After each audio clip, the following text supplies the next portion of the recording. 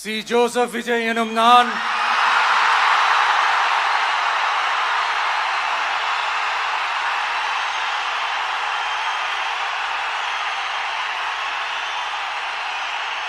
சட்டப்படி அமைக்கப்பெற்ற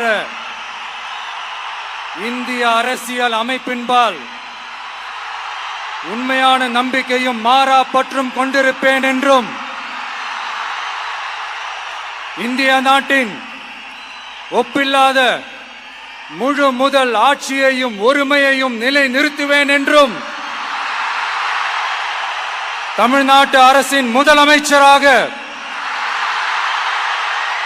உண்மையாகவும் உளச்சான்றின்படியும் என் கடமைகளை நிறைவேற்றுவேன் என்றும்